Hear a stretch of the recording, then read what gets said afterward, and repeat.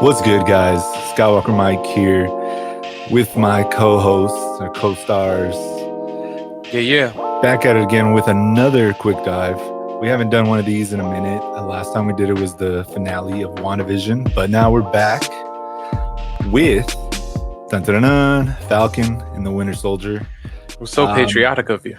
It's kind of very. It's kind of hard not to say that we're not like a Marvel podcast, but like We're you not. know, We're not a Marvel Scott. Well, yeah, we're not a Marvel podcast. we're Yeah. not. We'll cover more other than Marvel in the future. Right now, it's just that's all there is really. That at least is capturing our attention. That needs to be talked about, or not needs to be talked about. But we want to talk about it. So Definitely. for now, we Deserves will to be talked this. about. They got the quality. I mean, what are we gonna do? You know? Yeah. Overall, this show was originally supposed to come out before WandaVision. It was. Yes, it was supposed to be like the first show. So, because of the pandemic, everything got pretty much twisted around. Dates have been moved. There's a lot of travel involved with this show. So I think when COVID hit, with WandaVision, it took place basically in one spot. You know, with COVID, they had to finish up some of these later episodes. Yeah, exactly. But back to Falcon and the Winter Soldier, it is definitely a different direction than when we saw in WandaVision. Obviously, you said it was all shot in one place for WandaVision, but there is definitely more action, way more dialogue, and everybody's in control of their own thoughts for this show. And longer episodes. Woo! Yes, they're not that much longer, but they still feel even longer than what the time they're giving us. Like, you're literally watching and you literally tune out that it's a show, and then the credits hit and you're like, oh wait, this is a show. It feels good. Like it's immersed, like with a movie, you know what I mean? Like, this is still a show, but the fact that we're watching it and it's basically like a chapter of a movie, it's like feels good. It feels good. I think it's because it kind of hit us off the bat, like first episode, it already had like, okay, right after Endgame, right after Steve gave the shield and we get to see Sam, and it really felt like an extension of Endgame from the first episode. And I thought that was really, really dope. With WandaVision, it was a little bit more gimmicky from the first 3 episodes. It didn't get to like feeling like it was part of Endgame until the 4th episode. But yeah, it's okay. But we got another Avenger in there too. Like we had the Don Cheadle cameo, just chilling, like just casual. Rhodes. Yeah, first episode. I mean, it kicks off great. It's showing Sam, being a badass. Pretty much. And I feel like that it also sets up the struggle for both of them really well, which I think before, when we heard that the show was announced, we kind of understood the struggle of what Sam was going to go through, of just taking on the Captain America shield. Will he be able to live up to the prestige of Steve Rogers in the MCU? But I think a lot of us weren't too sure about where Bucky's place was going to be in this show. So I'm happy about where they are taking that, and they kind of showed that within the first episode. Yeah, most definitely. I didn't expect the first Bucky scene to be a flashback. That threw me off, because I was like, wait, what's going on? Is this actually happening now? And then you find out he wakes up from a nightmare and he has nothing in his apartment. Pretty much nothing going on with his life, doesn't know what to do with his life. And yeah, I mean, it further sets us up when he's at the therapist telling her his problems. And when we look at the Avengers, or when we look at these superhumans, you don't think they have the everyday problems that we do, not being able to get loans, pretty much being lonely, being depressed, not knowing what's next. That's pretty much like, not so much of a shock, but you think these people are perfect. I think that's what makes Marvel superheroes so good. They've always, even in the comic books, dealt with the quote unquote people behind the mask. Like who is this person? Who is Sam Wilson? Who is James Buchanan Barnes? That's what it was about who is Peter Parker. You know, Peter Parker is probably the best representation because he's the most popular, but everything that Spider-Man goes through pales in comparison to actually what Peter goes through. You know, even though you have super abilities, he's still broke, still can't get the girl, still has bully problems, still has all of these things. And I think that makes it a little bit more relatable. Yeah. And I mean, that story has been fleshed out so many times in shows and movies. So seeing these characters, you know, it's fresh. It's definitely fresh for all Marvel fans. If you're not reading comic books, and it's a good way to set these characters up. One of the things I did want to talk about more is Bucky. He mentions one thing where he says he's going on an ongoing war. You know, pretty much from World War II to being Hydra's lapdog. Assassin, yeah, and then lapdog's way better. Yeah, pretty much, because they put him down. They they only use them when they need them. And yeah, I mean, it's crazy because now after the whole Hydra thing, he comes back in Cap 2, and he's seen as a villain. And I mean, yeah, he is kind of a villain, but I mean, I think he's been the one Avenger or superhuman that has gone through it the most. You know, Cap, yeah, he was frozen for like 100 years, but he didn't go through the things that Bucky did. You know, and we saw that in Captain America 3 when all the things were revealed about him killing Tony's parents and such. So I mean, it's crazy. He was never in control, and to not be in control, I mean, it kind of goes back to WandaVision. You know, all those people, they can't even think what they want to think. They can't even act how they want to. So in a sense, you know, that he was under a spell, and eventually he breaks out of it. Yeah. I think that, you know, it's really cool to dive into his psyche, and kind of, I think like the path that they set him on is that he's trying to make amends for what he's done. And he's trying to figure out how to properly do that. And that even means making amends with people that other people would maybe deem as a villain. You know, he's really trying to find this serenity and this like peace, whether you are a good person or a bad person. He just wants to make sure that his involvement is absolved of any sort of chaos or any sort of added destruction or anything that's unnecessary. And I think that kind of came from his time in Wakanda, you know, as they were trying to rehabilitate him as the White Wolf. You know, he was trying to figure out, okay, this is what like calm would feel like. And I hope, and you know, this is about Falcon and Winter Soldier, but I hope on the Wakanda show, I don't know what time period they're going to take it on, but it would be really cool if some of it, you know, revolved around Bucky reprising his role in that show, so that we can just kind of get a taste of what he was involved in Wakanda as far as his rehabilitation was concerned. But I think that kind of set him on a path of balance. Yeah. I wonder if there's going to be like a Wakanda scene, like a little flashback scene. Because so far we saw one. I feel like he'll probably have more nightmares and maybe even just more regular dreams. Yeah. Which would be really cool to see, you know. I think that's really cool. More. Me too. Well, him waking up from his nightmare in his small apartment that was low-key trash, I think brings us to our other point is, who's financing these superheroes? Who's paying for them? And we got the answer in this show, and it's nobody. Yeah, nobody, yeah. Pretty much nobody. Tony Stark and Cap pretty much just asked all these people to be Avengers out of goodwill. And yeah, it kind of sucks, you know. It kind of goes back to, you don't think that these superhumans or Avengers have any problems. They probably have houses in the hills, probably get all these girls, all these dudes, and like nothing. But it's not true. I mean, we see that when Falcon goes to try to get his loan with his sister, and he's just mocked at for, you know, looking like an athlete, and then he's, oh, you're not an athlete, you're a superhero. You know, it's like, that's I don't know. I mean, in a way, it was also nodded at, like when his sister's like, it's always when we come around, you know, pretty much inferring that because of the color of their skin, and the guy says, no, we're on your side, which, kind of doesn't seem true. We get examples of that later on in episode 2 as well.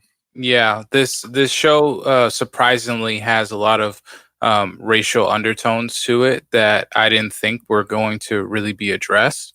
But it's a pleasant surprise. I'm really excited that they're going to kind of dive down this hole, in, so to speak. And it's interesting.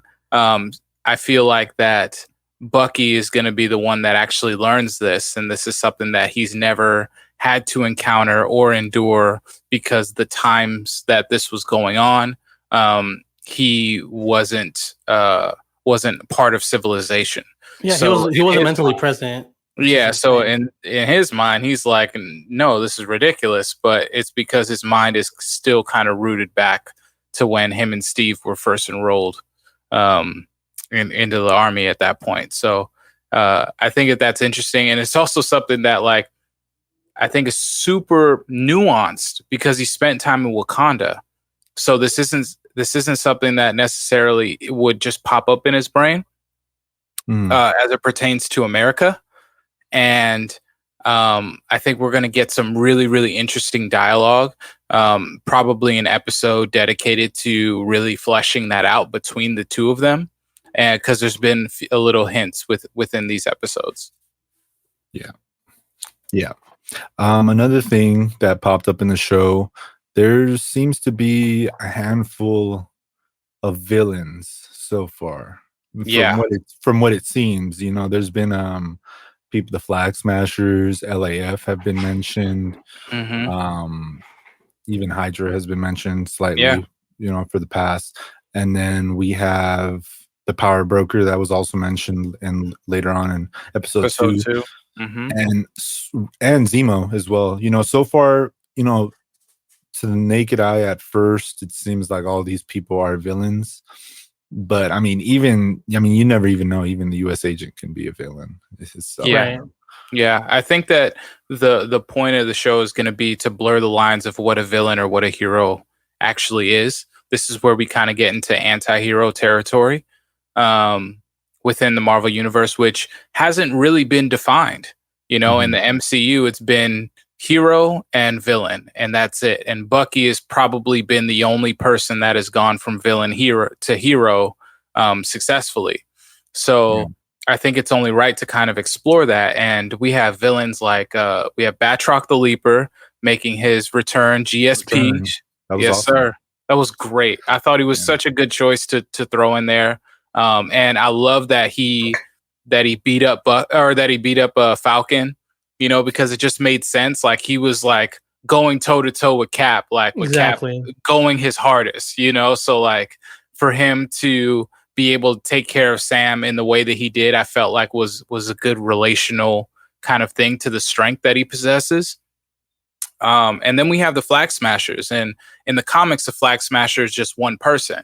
So I thought it was super smart of Marvel to turn the Flag Smasher into the Flag Smashers and create this whole ideal around them of like a rebellion, or one world, one people, and then further they made it make even more sense, where it's not just like a fanatic group where it's like, oh, we just believe in this. It's like, nah, they came from the blip, when everybody went away, the world came together, and then when everyone came back, you're starting to see the same old processes kind of put back into their lives. And I think it has interesting parallels with COVID, because COVID, what happened, and everybody kind of came together when COVID was happening and the social unrest was happening.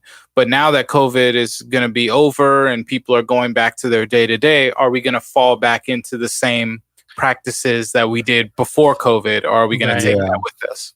Right now it's just so eerie how the parallels are close. It does seem like that right now it feels like a lot of things in our world are starting to happen again. Without getting too deep into it, there's been a lot of more mass shootings. There's been spikes in COVID. Obviously, there's been hate crimes that have risen. So, I mean, yeah, the parallels to this and to our real life it's a little eerie, especially the timing. Yeah. But yeah, I agree with you on that. I bet America would love to introduce their own Captain America right now. And we get that at the end of the first episode with what do you guys think about John Walker? Oh man. Because I don't want to call him US agent yet, because obviously he hasn't called himself US agent. Yeah, and a lot of people don't. Yeah, non-comic book readers still call him Captain America. They're like, this is the new Cap. I just recently joined like a Marvel like fan page, and it's bugging me because there's a lot of new fans, best way to put it, new fans that don't understand and refuse to understand the source material. So seeing someone like you as agent and like us subconsciously knowing who it is, we us playing the role as if we're new viewers and going with how the story is trying to portray it makes sense of like, cool, this is who we're trying to be spoon-fed to Captain America is. But us being the great theorists we are, something's going to happen where he becomes an anti-hero. Boom, he's US agent. Because obviously in the trailer, we see Sam practicing with the shield. We've yet to see that yet.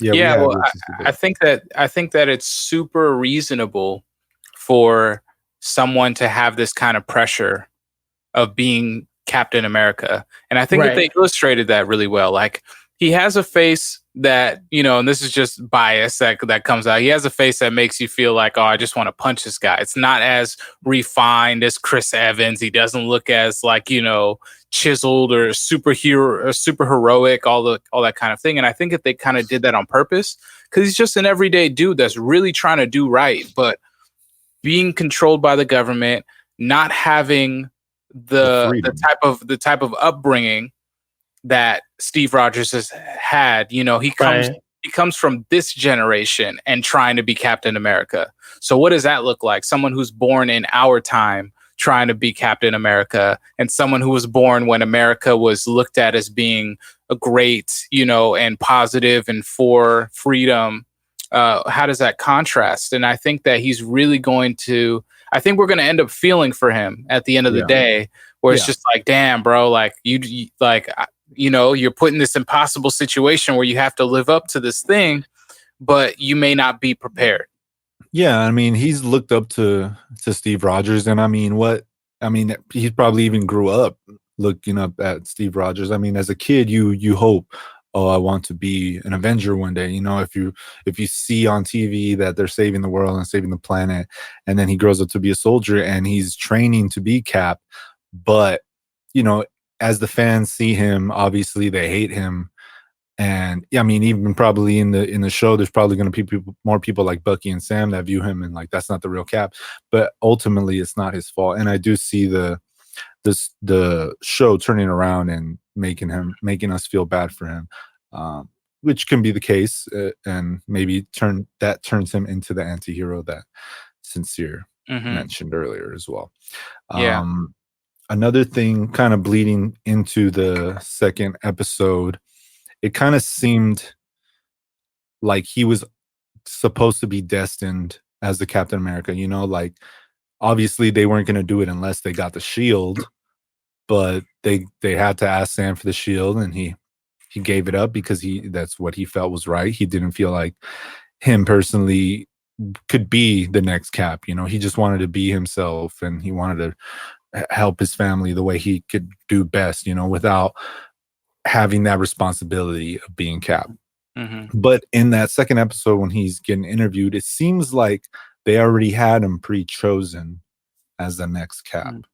Maybe they were just waiting for the shield, because there was training, and I mean, he even trained with the shield. There was video of it. I don't know how many days or weeks kind of went past from when Sam gave up the shield to when he actually received it. It seems like there were probably a few weeks or to a couple months even in between of him doing that, because he had to train somehow, and we still aren't 100% sure that he's not enhanced in some sort of way. Yeah, he says he's not, but I find that hard to believe. He says that he doesn't have super strength like the Hulk, and that's no one has super strength like the Hulk. So when he said that, I was kind of like, okay, well, that doesn't necessarily mean you didn't take a super soldier serum or something like it, or you More are refined administered hero enhancement pills. Exactly, and administered some sort of drug that lasts a certain amount of time, and you have to keep it up. You know, I think that is the underlying thing also, because with the Flag Smashers, we see they're enhanced. You know, they're people with super soldier serum, and Falcon doesn't have it. Bucky has it, or at least he has the Hydra version of it, and is one of the last ones that have been successful in doing that. Steve Rogers had the best version, and they haven't been able to really recreate it since. So there's always been an issue with recreating the super soldier serum. Even the Hulk, like, you know, the Hulk is a byproduct of it, that going wrong, you know, and there's so many heroes and villains that are byproducts of the super soldier serum specifically going wrong or not being as potent. And I think that is going to be really interesting to explore throughout this show. And that brings us to the second person that it was successful with, which is a person that we've never heard of before in the MCU canon, but is canon in the comic books. Yes. And he goes by the name of Isaiah Bradley, and he is the Black Captain America that served during, now in the comics, it was during World War II also, but they've changed it in the MCU to reflect that he was fighting during the Korean War, which, you know, makes it line up a little bit better with the narrative that the U.S. government, after Cap went on ice, were trying to figure out, okay, how do we do this again? Right. Yeah. I mean, because the thing about Shield creating the super soldier is that Hydra was going to do the same. You know, it's the same parallel to the atomic bomb. When America made it, Russia, or, you know, the superpowers opposite of America created a weapon just like America did. So I mean, there's so many parallels, obviously, to the real world in the show, but them just trying to perfect the serum, and not only that, keeping it under wraps, because back then a black superhero isn't something people wanted to view. You know, they wanted a white superhero. Obviously, they wanted a white Captain America. Obviously, this is kind of like a parallel to when the U.S. government was testing on black people or just colored people in general and giving them diseases, you know, and in Marvel, it's them giving people super soldier serum and seeing how it reacts. And if it works well, we're going to give it to the next person who is supposed to have it, not you. Exactly. And we see that Isaiah Bradley gets introduced in a really, really interesting scene. And we see that Bucky has this knowledge, you know, so how much does Bucky actually know? Right. I think that Bucky knows so much more than what's actually being led on. And we may be frustrated as viewers because I think that there's always going to be something that comes up where Bucky's like, yeah, I knew about that. Like, he knew about Tony's parents, and he knew about Isaiah Bradley, and he didn't even tell Steve about that either. So yeah, I thought that was really interesting. And, you know, there was an Easter egg in there for other comic book fans who know that, you know, the grandson of Isaiah Bradley he is a young Avenger in the comics known as the Patriot. And we get introduced to him in the show as, you know, the caretaker for his grandfather. And it's played by an actor that is, you know, I could say is probably a no-name actor with respect to his own work, but just, you know, we don't know who he is or who he's playing. So I think that's really interesting, because with the Young Avengers, they're going to be so prominent that that I figured that they would be played by people who are more prominent actors or who have a better or a more extensive acting resume. But that might not be the case. They may be introducing us to brand new talent during this time. So I'm excited to kind of see how that unfolds. It does seem like they're setting up for the future Young Avengers. I mean, even with Cassie, Ant-Man's daughter, and then we have Hawkeye's daughter. Haley Steinfeld is with Kate Bishop. Yeah. Mm-hmm. And then we have the sons, or the twins, Speed and Wiccan with WandaVision. So them coming out, and there's a couple other Young Avengers in the Young Avengers pantheon, I guess, that may get introduced. And I don't think that they're going to do it. Yeah, exactly. Like, I don't think that they're going to do it in a sense of like where it'll be the exact same amount of members as the regular Avengers. Like when we were first introduced to them, I think that they're going to just like introduce as many as possible. Like we're going to have Miss Marvel, we're going to have the Patriot, we're going to have Wiccan and Speed and Kate Bishop, and there's probably going to be more.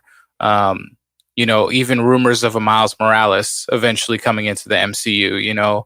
If Peter Parker can lead this group because he was an Avenger himself, like there's a lot of openness to where this is going to go, and I'm really excited that they're kind of throwing in these people so early. Yeah. So one of the next things I wanted to talk about is the Power Broker was mentioned. I know a little bit about the Power Broker, but not too much. They were mentioned when the Flag Smashers were transporting what seemed to be like a vaccine or some type of medical equipment. I don't know what they're going to do with that or where they're taking it to. But during that scene, when they're trying to get everything on the plane, one of them's like, "Oh man, the Power Broker's coming," And from what I read, is that the Power Broker is the one who gave them the power. So it's a little weird that they're running away from the dude who gave them powers, like whose orders are they under? Mm-hmm. Is it just what they want to do? Mm-hmm. Or is it somebody else's agenda? I don't know. If one of you guys can touch a little bit on the Power Broker. No, I think it's really interesting because the Power Broker is that he's kind of like he's the broker. I mean, he's kind of like the collector, but for our planet, you know what I mean? Like he's able to distribute powers. He's very anonymous, and powers aren't necessarily given to like only his people. He's like giving them out. How he's giving them out in the MCU, we have no idea, but they usually have some sort of side effect or some sort of, a caveat to it, something that you have to give up or something like that. So seeing that they are afraid of the Power Broker kind of makes it a little interesting because they probably joined in wanting to be powerful, wanting to get some sort of power. They got it, were tasked with doing things that they may have not believed in and have like defected into their own group of trying to, do their own form of justice or what they feel is right. So I wouldn't be surprised if people in the Flag Smashers crew end up turning good or their sense of good. They may not join Bucky and Falcon, but they may help in the grand scheme of things as like the true villain gets revealed. Right. Wherever that is. We still don't really know who the true villain is. We're led to believe that it's the Flag Smashers, but we don't know the Flag Smashers, what their goal is, which may be to get back at the Power Broker, which is someone who's in the shadows. We don't know if the Power Broker will be revealed to be someone that we already know or someone new. I think it's super interesting, like where all of the threads are. They haven't interwoven or interlocked yet, but we have a lot of moving parts.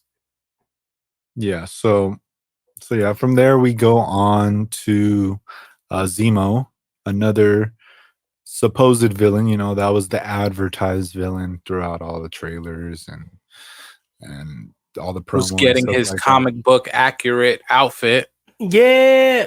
For those that don't remember, Zemo is the main antagonist in Civil War, right? Yep. CP3. Is that what it is? No. That would be Captain Planet 3. But I love Captain Planet. Yeah. Isn't C3. CW3 or CA3, whichever one you want to do. I mean, well, it's not Civil War 3 either, so yeah. So it's just Captain America. Captain America, so in Civil War, Zemo was the main antagonist. So which is crazy too, because obviously they're getting Zemo involved because Zemo knew of where the other super soldiers were hidden. So we don't know if these are those people that were already there, or if these people got their source of power from these other ones, you know what I mean? So hopefully Zemo has the answers. He knows something, right? Obviously, that's why Sam was so exactly, and Sam's hesitant, but there's really nowhere else to go because obviously the government don't mess with them, right? The government wants no part in what Bucky or Sam have to do, where they pretty much just going rogue once again, taking matters into their own hands, which is, everybody's MO in the MCU. Yeah. I mean, it's difficult because Shield isn't technically around anymore. Shield was Hydra at a certain point. That was like the whole premise of Winter Soldier. So there isn't really a higher like person to trust, like Sam is beholden to being a contractor for the government and hoping that he's just doing these military missions correctly and to the best of his ability. And there aren't any other people aside from War Machine, Don Cheadle, that he can kind of talk to about these things.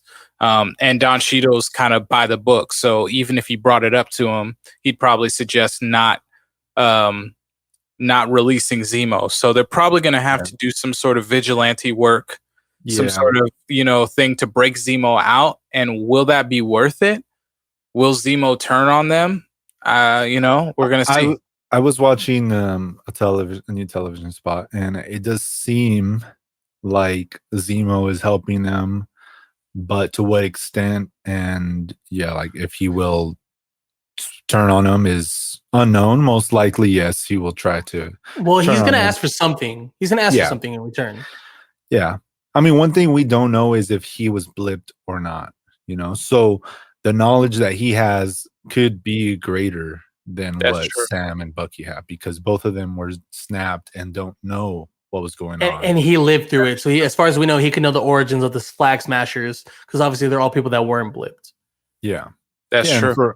For all we know, like he probably could have escaped if he wasn't blipped for a while, and then when everybody came back from the blip, he was probably captured again. And so, I mean, he could even be the leader of the Flag Smashers, but that's just a little theory, we never know. I think it's really interesting with that because now that you're talking about being blipped, all of the shows that we're seeing are of people who have been blipped already. I think the first show that we're going to see of someone who's been around the entire time is Hawkeye and potentially She-Hulk when the Hulk is in there as well. But mostly the Hawkeye show because Loki, it's a different Loki. So we'll be dealing with time. But like Hawkeye was here ever since, the blip happened and he became Ronin, obviously, and then turned back into Hawkeye in Endgame. So depending on where and when Hawkeye takes place, I think we're going to get a much grander view from a hero's perspective of what happened and what was just going on during those 5 years. Yeah. And this show seems like it's going to be the show to do that. Obviously, we're on Earth. And obviously, there's no wizards, there's no androids, there's no aliens. But there are sorcerers. And sorcerers wear hats. Oh, yeah. Wizards aren't real. Sorcerers or whatever. No, he said a sorcerer is a wizard without a hat. Oh, yeah. You're right. My bad. Thanks for correcting me. He did say he made that up on the spot. But yeah. He's like, but it makes sense, though, right? Which is accurate. Yeah. One thing that I wanted to ask you guys out of both episodes, what is your guys' favorite scene so far? Yeah, because there's a lot of good things happening. It's not like simultaneously. After the second watch, you finally like, oh, okay, like you're more you realize what's happening. Yeah, it's not just punching you in the face like every right. Time there's a lot of good dialogue in the show. There's a lot of good dialogue, and especially with all the Easter eggs that are just very thrown in casually. Honestly, though, right now my favorite scene is probably the dialogue between Sam, Bucky, and U.S. Agent and Battlestar. John Walker, yeah. Oh yeah, Battlestar, yeah. Lamar Hoskins. I'm gonna need a little bit more than Lamar Hoskins out of a guy jumping out of a SWAT helicopter. I mean, that was just such a great scene of them. Yeah, that was probably my favorite scene. Also, I think the scene before that. And it was great. Like, it's very important, like what John Walker said and what Falcon said after. He's like, it's always that last line. And I think that there's a group of people who mean well, but still don't necessarily hit it on the head. They still miss the mark. Yeah. And I think that addressing those people and the reaction that kind of holds is really, really important, because I think that there's a lot more of those people in our world currently with everything that's going on. There's a lot of people that are well-intentioned, but they just miss the mark, because they're learning too, and we're learning also. It's just kind of what happens. So Falcon kind of pointing that out, I thought was great. I love the scene, the Isaiah Bradley scene. I think that whole thing was great. And then the scene right after with the cops. Yeah. The scene leading up. Oh my God. I just forgot about that until now. That shit's crazy. With Falcon saying like, oh, like, what do you mean I'm Black Falcon? Like, I'm just Falcon. Does that mean that you're Black Dad Kid? Told me to call you Black Falcon. Yeah. And it's just kind of like Falcon is trying to say like, don't box me in with just being Black Falcon. I'm just Falcon, because the moniker doesn't mean just me, and I think that's kind of what he learned from Steve, is that even though there's Captain America, the shield isn't just like, that's why his speech was saying that, the shield is nothing without the men and women that are behind it. So I think Falcon kind of wants that as well. And then that scene going into the reveal of, the reality of what the government has done to Black people, even if they've served, and then going into the very present day of the harassment from the cops and being asked for his ID and having to have a famous face in order to get out of a situation. And then even like with Bucky, he didn't really get it. He thought that Isaiah was talking about people like him in reference to Hydra, but it was people like him in reference to his skin color. Yeah. And I think that kind of went over Bucky's head, but Falcon got that right away. And so I'm super excited. Those are my favorite scenes with the show. It just really showed me the depth. And then I also like the flashback of Bucky, because like he was murking them. But I thought that I'm really, really excited for the scene of Falcon talking with Isaiah. I know that that's going to come. Yeah, it's going to come eventually. And I'm really excited to see that kind of play out. Yeah. One thing I wanted to mention is it kind of seems like, John Walker wants Bucky and Sam as his sidekicks, but at the same time, it seems like he's trying to keep them in check. I think he's scared that if Bucky and Falcon capture the bad guys, Captain America is going to be seen as not the main superhero. So I think the US is trying to get in front of this whole thing that it's got to be Captain America to capture this villain. GRC, that's who he's working for, is trying to get in front of it before Falcon and Bucky ultimately do what we think they're going to do, capture the bad guy. Yeah.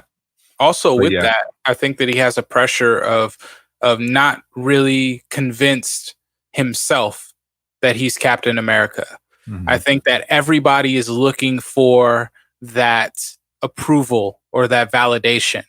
Falcon felt like he never had it, even though that he got it directly from Steve. Right. So he's dealing with that. Bucky feels like that he was kind of like, he doesn't believe it in himself because he's working through all of these things. And then you have John Walker, who has this mantle to live up to, that he's like, if I had Bucky and Falcon on my team and they treated me like Cap, I would feel like Cap. And he's like, and I feel bad for Battlestar with that, because Battlestar is kind of like, bro, I'm here.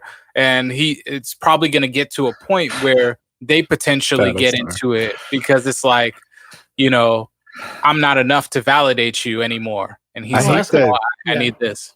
I hate that Lamar Hoskins is just like, I'm Battlestar. Like, did you give yourself that name?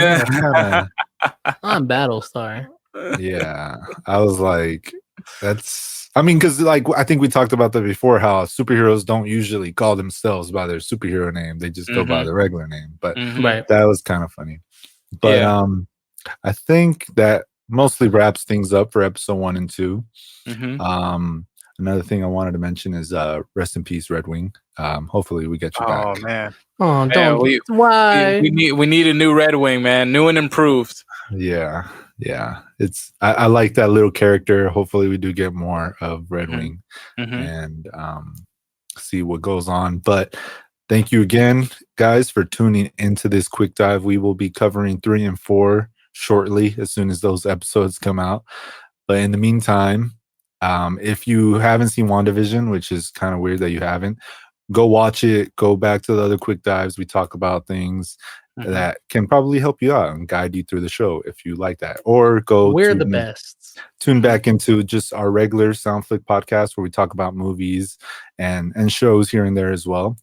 And if you want to start a podcast, hit up Productive Culture at productiveculture.com/podcasts. Yeah, there you go. I thought it was gonna pop up on the screen. I was gonna read it from there. Oh, he can't do it, but yeah, thank you again.